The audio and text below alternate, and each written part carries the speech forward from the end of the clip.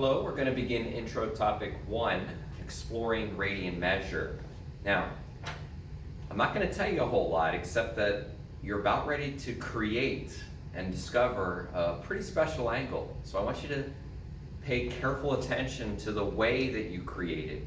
And simply you're just going to follow the instructions on this activity, starting with the box over here. Now, once you create that angle, and you kind of stop and think about what it is that you just did, I want you to dig a little deeper and actually think about those questions. Okay, now here's the catch. If you're doing this through my video, you need to stop right now and you need to do the activity. If you just play the video and watch me do it, you're going to miss out on the experience. So stop the video, do the activity, dig a little deeper, and then you can continue to play the video in a moment so you can see that you did the activity correctly.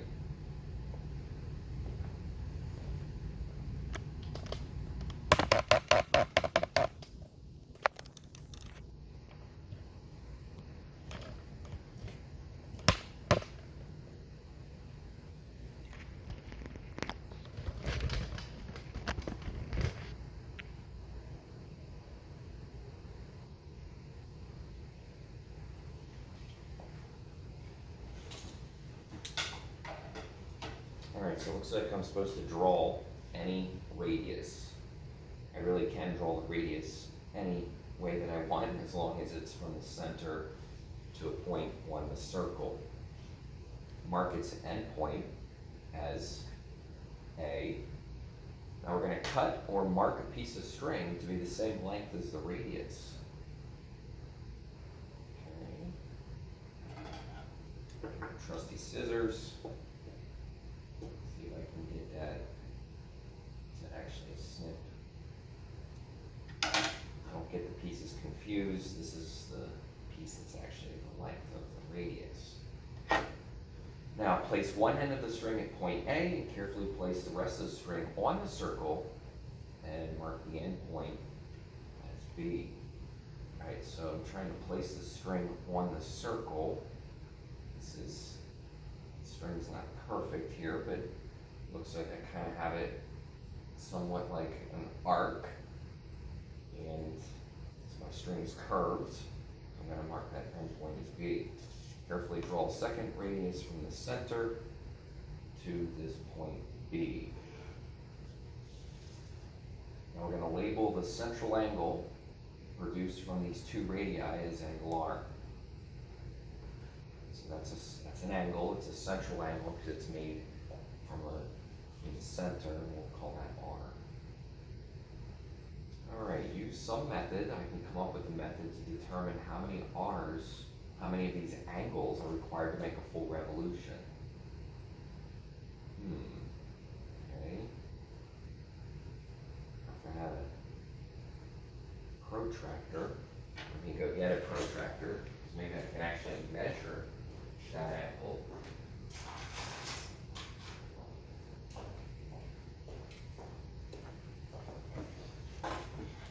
See here, I measure this angle, I need to extend the line. I see that a little better. Looks like the angle is somewhere around 60 degrees, maybe a little less than 60. Right, so here's two angle R's. Okay.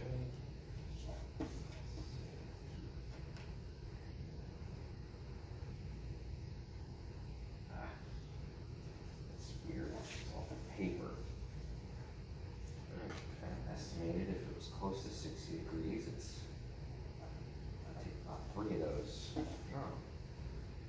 So that means it would take about 6. Take about 6 of those angles. Do any of your estimated answers come anywhere close to any of these mapping numbers? E. I've seen that before. E.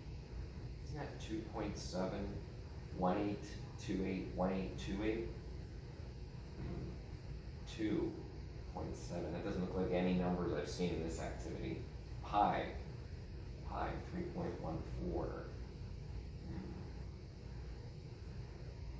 The only number I see in this activity is a 6, so 2 pi's, 2 3.14s, 6.28. Wait a minute. The total number of angles that is required to get around this circle is about 6.28, 2 pi.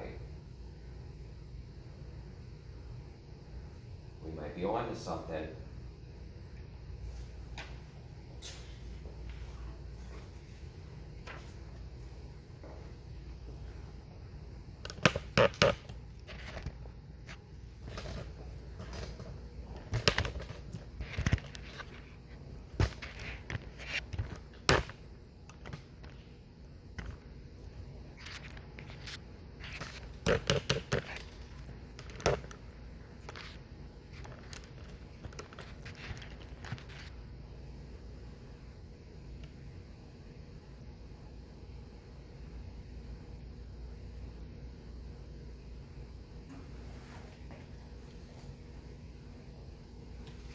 All right, now at this point in the activity, we would discover that we're ready to put this all together.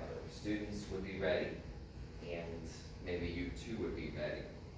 So it definitely is true that the number of those angle R's that we made, which by the way is a special angle, the number of those that it would take to get the whole way around a circle appears to be right around 6. Now you saw me use a protractor.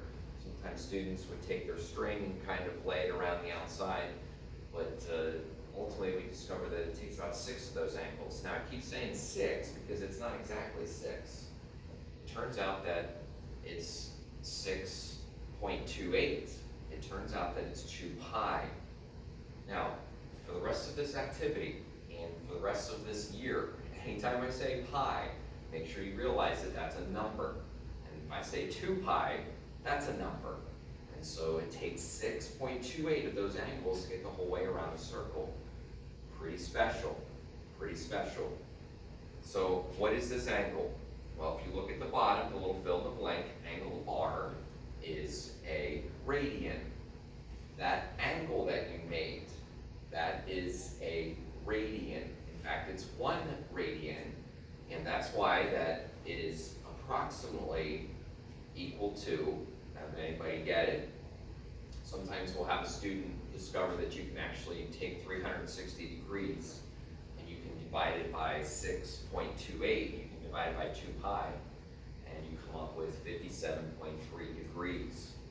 So that angle that we made, it's pretty big, it's 57.3 degrees, and that is 1 radian.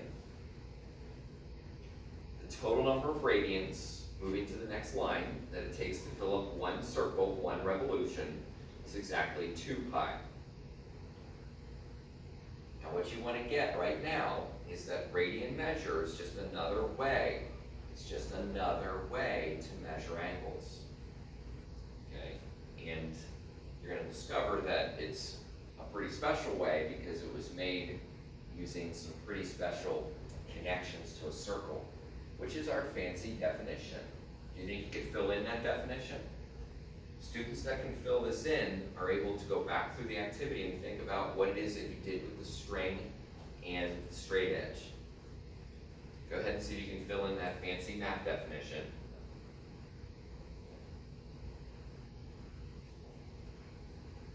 What is a radian? Now, a lot of times, if you thought about this on your own, you'll be able to discover that the second fill in the blank is the length of the radius. Key idea, the length of the radius. That's the second fill in the blank. The first fill in the blank that you catch is a central angle. So we make this central angle when the length of the radius is equal to something. It's equal to something. What did you do with that radius? You laid it on the outside of the circle, right?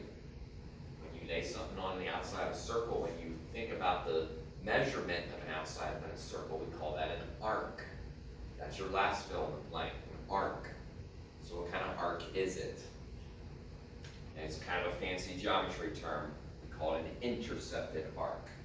It's an intercepted arc. So look at the definition with me.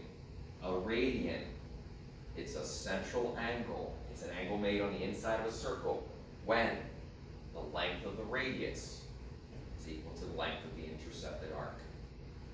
Now, before we go any further, will this always be the size of a radian? In other words, what if we have a really big circle? Well, what kind of radius is a really big circle going to have? Yes, a big radius. So what kind of arc is it going to have? Right, it's going to compensate. It's going to be on the outside of that big circumference. We're going to end up drawing the same 57.3 degrees. A radian is a radian is a radian. It's always going to be that measurement. And that, of course, is why it's pretty special. Ready to go a little further with me here? What we're going to do is we're going to start to think about how you can divide up a circle using radians. If you flip your paper over, we have a blank circle, and we want to start to kind of divide it up. Now we're going to divide it up by using our main fact, that is that 2 pi radians is always equal to a full circle. 2 pi radians is always equal to a full circle. So it makes sense to start with that. Actually, it would make sense to start with 0 radians. Now, here's maybe one of the first times that you realize that we don't have a symbol for this. Don't say 0 degrees. Okay, it's 0 radians. We actually don't have a label for it. But if I go all the way around this circle, yes, I would have went 360 degrees, but that is the same as 2 pi radians. That is the same as that amount of measurement. Okay, so everything's based on 2 pi. So what if I go halfway? What if I only rotate halfway around a circle?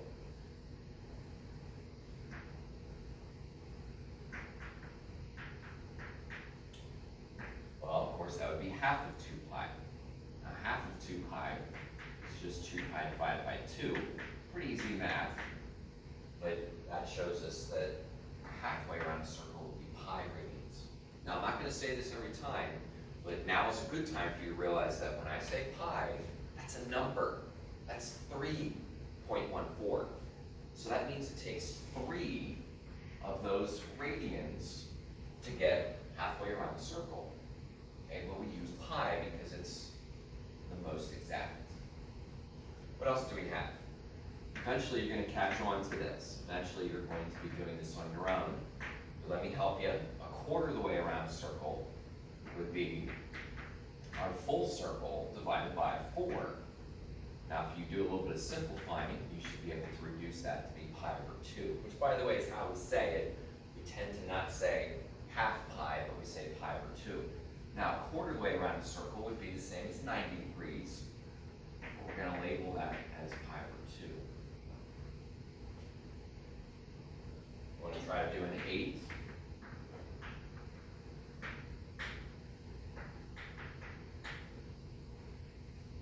That's right, you should just be divided by 8. Do a little bit of reducing, and we end up with pi over 4. Now, an eighth of the way around a circle would be the same as 45 degrees. Now, this is going to be some notes that you create. So what you want to do right now is start to kind of get a plan on how you're going to organize this. I have given some suggestions. I'm going to give some more suggestions by now putting the degrees in to each of these angles. And most students like to do this. We all know where the degrees are. So I've got my 0 degrees and 360 degrees, 45 degrees, 90 degrees, 180. And the new part here is that these are actually equivalent to these radians. Now, there's some other common angles that we can get in here. That is some other common degree increments. So maybe the next 45 degrees I could discover is, of course, 135, but what we want to do is get the radian. Now, I'm not going to go over here and try to do some kind of division. Rather, I want you to understand that 135 degrees would of course be the same as the sum of 90 plus another 45. So why can't I take the radians and do the same thing? In other words, why can't I take pi over 2, which is my 90, and just add pi over 4, which is my 45? Well, I can. It just creates a little bit of a conversation with common denominators. And so make a common denominator of 4, which means you're going to multiply the top by 2 also. And now the question is 2 pi plus 1 pi, giving us what? Well, giving us 3 pi over 4. 3 pi over 4 is the same as 135 degrees. Now, what is 3 pi over 4? Okay. I'm going to do this one more time because I realize from interacting with many students, this is often what they don't understand, and that is, what exactly do these numbers mean? So what is 3 pi over 4? Well, it's a number. It's the number 2.36. That means 2.36 of those angles that you made on the front. It takes 2 and a little bit more of those angles, called a radian, to get to 135 degrees. Okay, so each one of these fractions is actually just a number. Now, what I would like you to do right now, see if you can find and fill in either of these two common angles. See if you can find what will be the rating for 225 and or for 270. Just take some time to think about what you've seen so far. See if you can come up with those radians. Okay, now again, at this time you should be pausing the video and you should be trying to do this. That's what students will be doing in the room. Obviously, if you're not sure, we're going to go over it, but you got to think. One of the main things you're going to be doing this year is you're going to be thinking, you're going to be trying. Now, if you're saying, I want to do it, but I'm just not sure, well, take a look at what I did here, how I added my last checkpoint. My last checkpoint was pi over 2. Okay, that was 90 degrees. And I added a known measurement. I added this pi over 4. I added this 45 degrees. So what's your checkpoint here for 225? What's your last checkpoint? You should be saying it's pi. What can I add to it? Well, I would have to add 45 degrees, which is the same as pi over 4. So I'm going to add a known increment, a known measurement. Now we just have ourselves a little common denominator math. Yes, you need to have a denominator of 4. I hope you just multiply the top and bottom by 4. Add the numerators, and you get 5 pi over 4. About 270. 270, if I wanted to, I could go back to my last checkpoint. If I would like, I could go back to pi. This time I'm going to have to add a full 90 degrees. Well, 90 degrees is pi over 2. This time I just need a common denominator of 2. And that'll give me 3 pi over 2.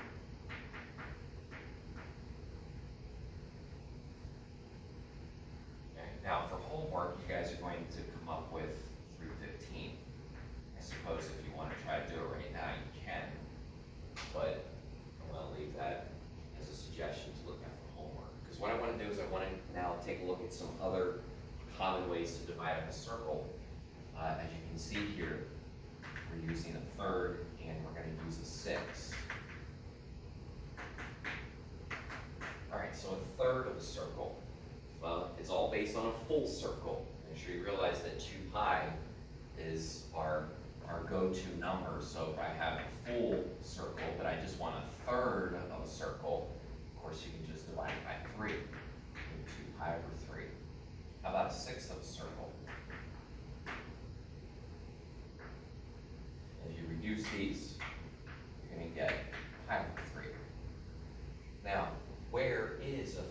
a circle. Okay, well, a third of a circle is just a third of a full rotation, a third of 360. That's 120. Okay, you can use your calculator to kind of follow along, but 120 is a third of a circle, and that's the same as 2 pi over 3. That's the same as 2 pi over 3. A sixth of a circle is just going to come out to be 60. So that's our pi over 3. Interesting, if you just think about the number pi over 3, that's kind of like saying 3 divided by 3. Well, we all know that 3 divided by 3 is 1. 1 radian. 60 degrees is really close to 1 radian. It's actually a little bit more. Okay, but pi over 3 is just a number. Now, it would make sense to get 30 degrees in here, okay, because 30 degrees is another multiple, or at least works with these multiples of 30, 60, and so forth. So I don't have a 12th of a circle over here. It's kind of weird to say it that way, but all we need to really do is take pi over 3 and divide it by 2. It's good exercise to think about that, because pi over 3 divided by 2 is the same as pi over 3 times 1/2, which I hope you realize just makes the denominator double to be pi over 6. Now we're starting to get a lot of numbers on the board here, okay? But I want you to take a little pause, think about what we've done, see if you can, I'll tell you what, let's do this one together. Let's come up with 150 degrees together. We'll still take a pause, you can kind of think. I'll give you a hint, all we have to do is a little bit of adding. We have to add a checkpoint to a known measurement. So 150, I would suggest that your checkpoint would be 120. That's because we can take 120, we can add 30, we all know that that's going to be 150. So 120 is 2 pi over 3, 30 is pi over 6. Get ourselves a little bit of a fraction discussion here. How do you add 2 pi over 3 to pi over 6? By the way, without a calculator,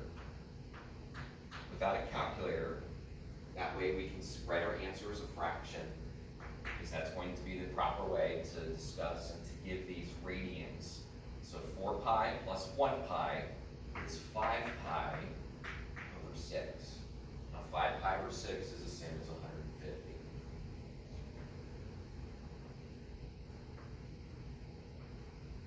See if you can find 210. That would be one that I encourage you to think about right now. See if you can find 210.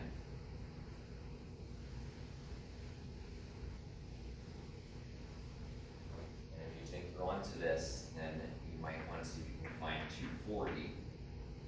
But just a little bit, one thing at a time here.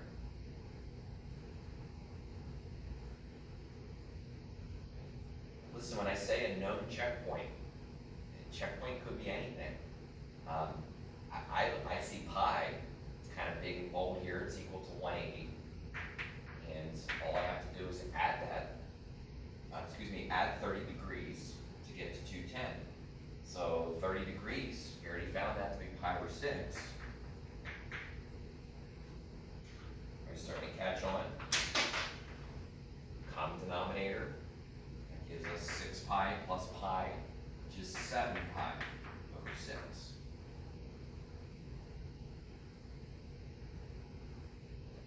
So, just to get you thinking and doing this on your own, you're going to try to complete the rest of these rotations, the rest of these measurements.